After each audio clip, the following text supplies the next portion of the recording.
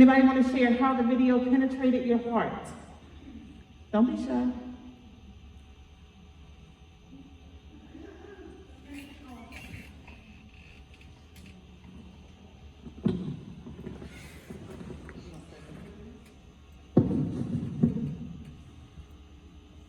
Well, during the first week of school, I kind of had this happen in my class. Some students were talking about Asian cuisine and making another student uncomfortable. So it did resonate with me in that sense that I corrected the students, but I probably could have done a little more to make sure that my Asian American student felt more comfortable in that situation. Thank you. I like the way you said, I could have done a little bit more. So you're taking that ownership. What are some things that may be occurring in this student's household? Anybody want to share? What are some things that may be occurring in their household?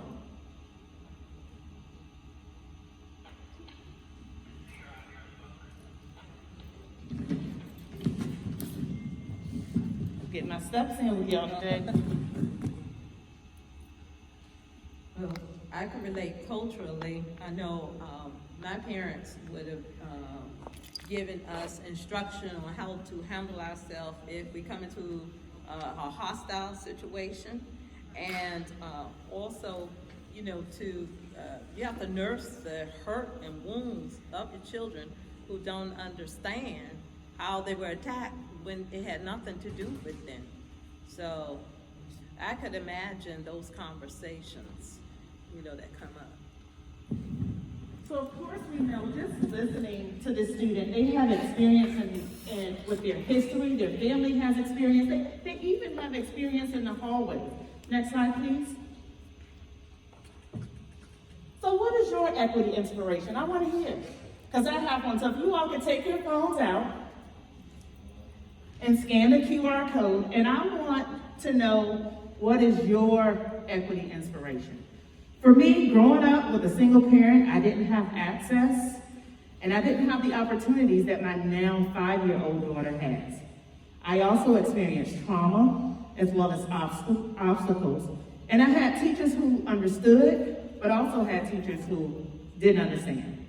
So when I became an educator, I made it a point to be the teacher that I wanted my child to have. So with that being said, what is your equity inspiration? Anybody want to share?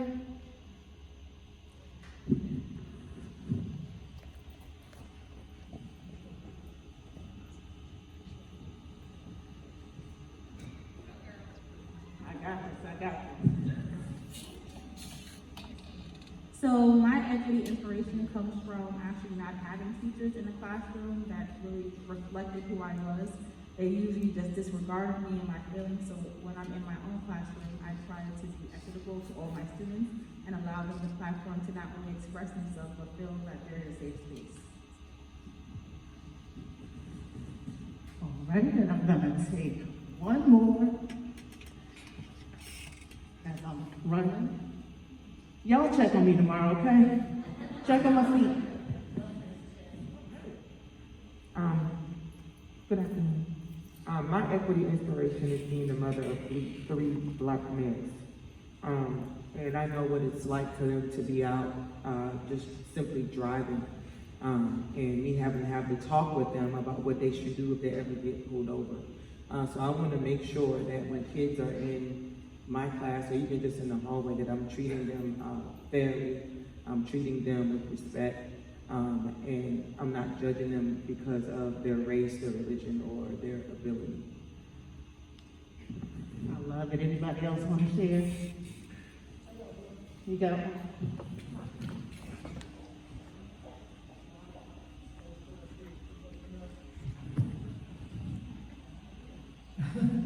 When I first started in tennis, I was told it was a sport that I had to stay in because of my financial situation and for my race. So it was really blessed. I love it. So I am going to, not right now, but I am going to keep your equity inspirations because we all have a story. We all have a story. I'm not. Maybe have one. I want want to bring out one that doesn't necessarily have to do with race, but another prejudice. I feel very strongly about handicapped children not being given as much experience as possible to be more than you expect them to be. And that's really important to me. A child in my family, an in-law, was told she wouldn't live to be past 12. But I was doing a long-term math algebra assignment in her school, and it was a big problem. I made a mistake in a line, and I said, where did I make a mistake, class? And this niece, who had spinal bifida, told her aide to tell me the mistake was in the third line. She became a who's who in high school, a who's who in Virginia State College. She has been working in Richmond ever since, and she is 42. And she lives there alone. Her parents still live in Portsmouth. You can do anything. You can do anything. So, There's a number of entries, so can you share with tomorrow? sure. And Mrs. Dunbar said there are a number of entries, so we're going to share some of those. But if equity is our why, then SEL is our how. And it's not this student needs SEL or that student needs SOL. We all need SEL, okay? Because we're all going through things as well as our students. So we all need SOL. Next slide, please. So SEL is a level for equity. So we want to make sure that it's relevant to all students in all schools. It affirms diverse cultures and backgrounds. The strategy, it is a strategy for systematic change, not an intervention for at-risk students. Remember, I said all students need SEL.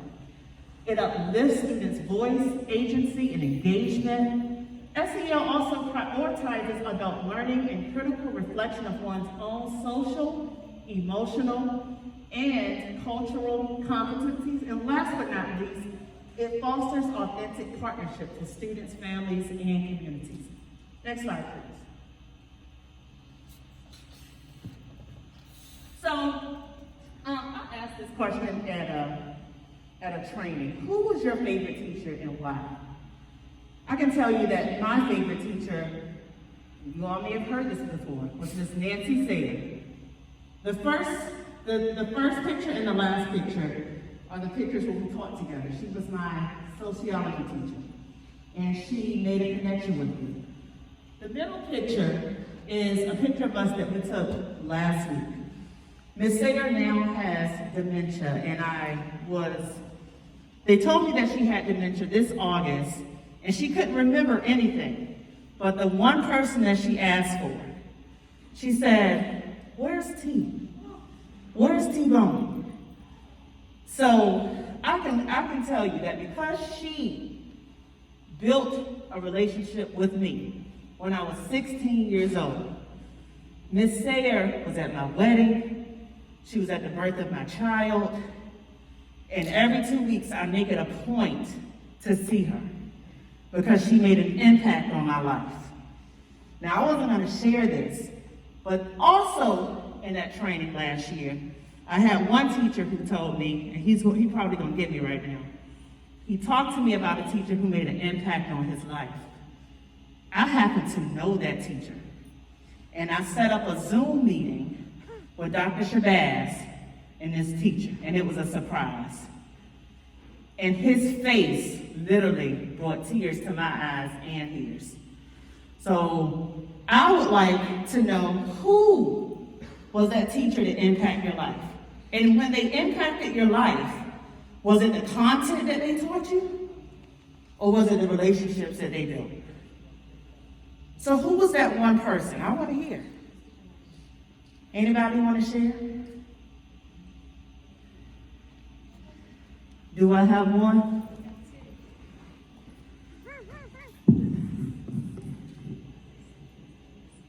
Well, mine was, it makes a lot of sense. My drama teacher from high school, but it was the content, but it was also just because from day one he was all about, we're all equal here. It doesn't matter if you hold the curtain or you're the lead actor, we're all the same, we're all equal. And it was all about being a family, and he was always the person to go to. if we needed anything, no matter what it was. And I try to be like him as a drama teacher now, so.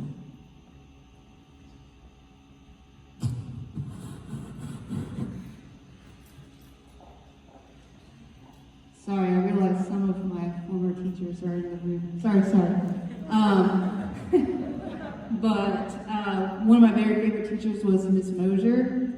She taught me biology here, and she made me want to be a teacher for sure. And I used to think I wanted to be a biology teacher because of her. And she challenged us, so the class was hard, and I thought it was really cool how hard it was. And she also paid attention to what we were doing outside of school, so she knew I was in marching band, and she would, come to the marching band shows and tell us how great we were. And I just thought that was really cool. So it was nice to be able to work with her and have been her student. Thank you. Next slide, please. So, with that favorite teacher in mind, as we come to school tomorrow, I want you to walk into the building and think about your favorite teacher and why they were your favorite teacher. And I want that to be your inspiration tomorrow. Because I know that the kids that are coming into the building, I know they're a handful. We see them every day. But do you know the culture of your class? I'm not talking about whether or not they can come in and sit down and pay attention and listen to the material. But do you really know who's in your class? Because I'm going to be honest, and you all know my SPED department, they know I'm transparent. But you wouldn't believe the amount of educators who, they don't know who's in their class. So what are the cultures? What is the culture in your class? I know I've walked into Ms. Darby Christian's class, and every time I go in there, it's like a therapy session. I don't want to leave. I'm like, wait a minute, is this psychology, sociology, or Spanish? So tell me, okay, what is the culture? Tell me about the lived experiences of your students. Can you tell me?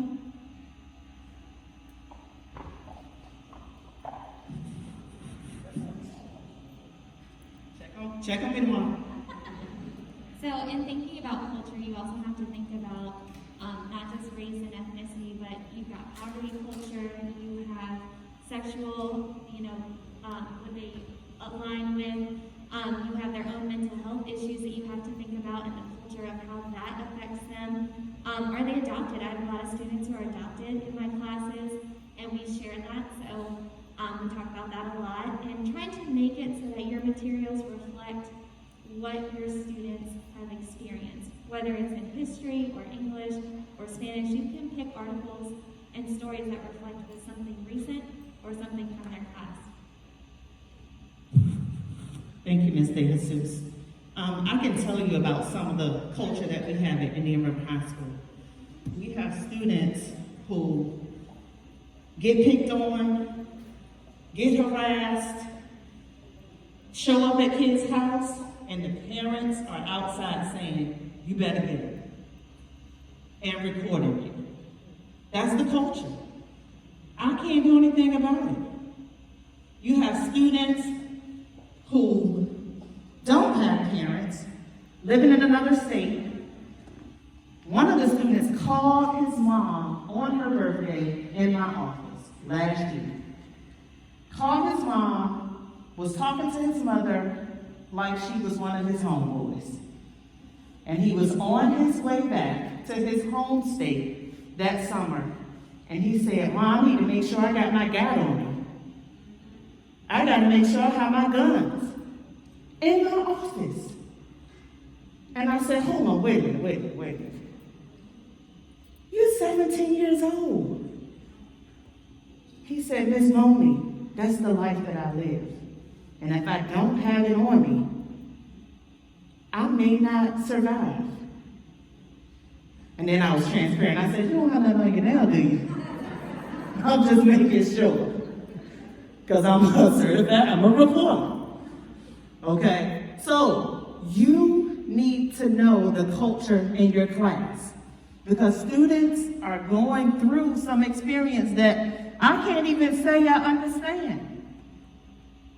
Next slide, please. So this is the last video that we're gonna play, and it reflects, it talks about Black student voices. I think that schools try to avoid talking about race as much as they possibly can. So I know that throughout like elementary and middle school, the only time that we talked about race was when we talked about like the Civil Rights Movement or the Civil War or Black History Month. But we never talked about like the intersection of race and so many other things like in our society.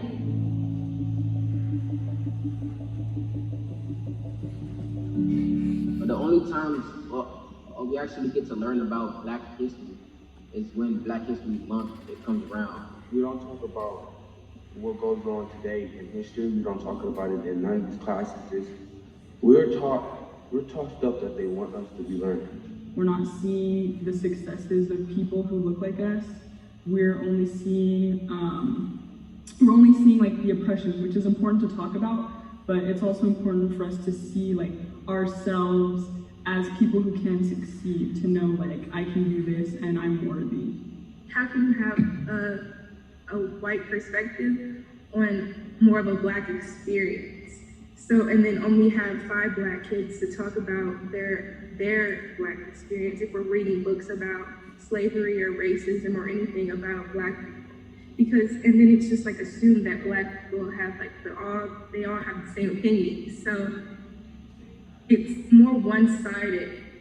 In DCS, I remember learning a lot about, not just with slavery, but even with how much the culture of DC was affected by Black people. Was covered a lot in DC history, which some people don't know. From what I recall, I don't really have like a discussion in school that I can really remember in my classes, which is kind of disheartening because it's like race shouldn't, in my opinion, race shouldn't just be only talked about when there's a huge problem that has come up in our society. We should like a certain club, talk about different things. And me, I like the politics club. Go in and talk about politics and world news. So in there, we might have some conversation about race, Black History Month, politics, and everything of that nature. This is the small sliver of Black history that we talk about, and so let's read this book because it kind of fits into that. And I think what I'm waiting for is for a teacher to like have us read a really controversial book about Black history, have us read a really controversial Black author that we don't want to read in school because it's centered in whiteness and we're scared to do that. Like, I'm waiting for that moment. We're talking about race in class, and the teacher just letting us talk and cleaning us up and filling us with new information, not only from them, but our classmates as well, and letting everyone speak. I think that was a perfect way to address it. And also, you know, the teachers that I've had a great conversation in class with, they always make sure that it's a safe space. For that week, every Black student came up with a lesson plan, and then they taught the class about like what they did. So it could either about like music, cultural appropriation, and just like a whole bunch of like different varieties of stuff. And I just thought that was really cool and impactful because that really takes the whole meaning on like the student becoming the teacher, because that not only engages the class, that not only engages the student, but that's a really memorable moment because that right there, even though my teacher may not have realized it, she gave a whole bunch of students a voice that may not have had that voice had she not done that. My teacher, who was white, she made it known that she wouldn't be knowledgeable about everything that goes on and what happens through history for Black people and like what happens now. Like she understood and that she wouldn't understand racism and discrimination like some of her students would. You know, I think schools are doing their students a disservice if we're letting students graduate and not like understand the basic principles of diversity and inclusion. So I think that that's something that, you know, should not just be like an elective that you take, but something that's required for all students, and that you talk about the intersections of like race and different identity factors in social occasions in like every field and not just during Black History Month. So I'm gonna close that with saying, let their lived experiences be your learned experiences. Next slide, please. So we want to remember again that all experiences are valid, even if you don't agree with them or understand them. Okay, we want to recognize the differences. We want to avoid oversimplified language. I used to teach math, and I had to get down to their level. I had to break it down. We want to analyze the space that you occupy. Again, understand and know the culture of your classroom. Seek others' point of view, because sometimes we can't just look at things through our lenses. And last but not least, we want to show up. Okay? Next slide, please. So I have a few things on a few tips on implementing equity in your classroom. The first bullet point is, it's what a wonderful world slideshow. And if you could click on that slideshow, Pedro, this is an in-class activity that we can do. Sorry, thank you. And this is really cool. I found this one, and this is an activity. So it's What's a Wonderful World? And then on the next slide, it has the song. So it plays the song. We're not going to play the song. And then on the next slide, asks the students to add a picture of this slide to describe how the video and song made you feel. So this is an entire SEL activity that can be done on a day that you may not have anything to do. It could be done during homecoming week that's coming up. It could be done the day before that we go out on winter break if you're done with your assignments. But this is something that could actually be graded, okay?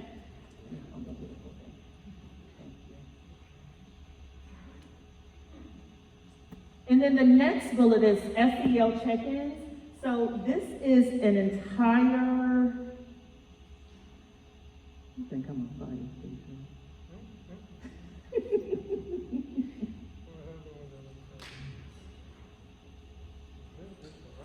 Yeah.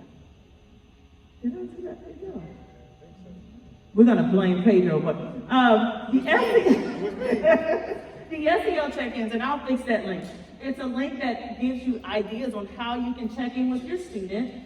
The next bullet is morning meeting. So it gives you ideas of how you can connect with your students in the morning before class starts. It gives you 4 reasons why you should have a morning meeting. And then the last bullet point is 101 inclusive openers for your class. So just depending on, if you can scroll down just a tad.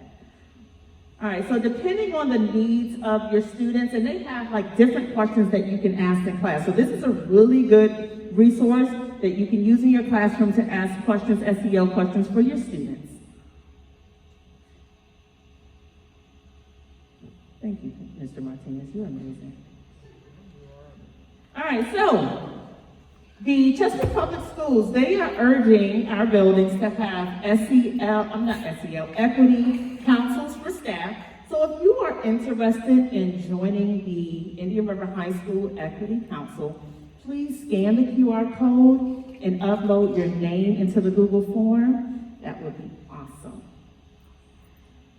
Next slide. Oh, never mind, let me scan it first. Mr. Martinez is saying, take your time.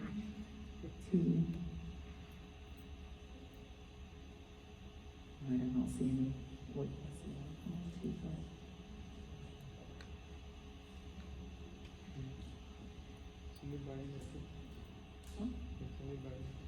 And you can also send me an email as well if you're interested in being a part of the Indian River High School Equity Council.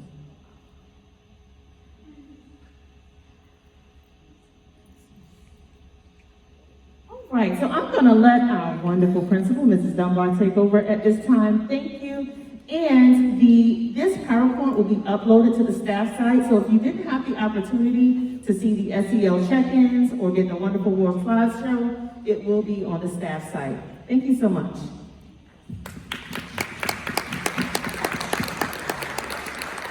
Great job, Mrs. Boney.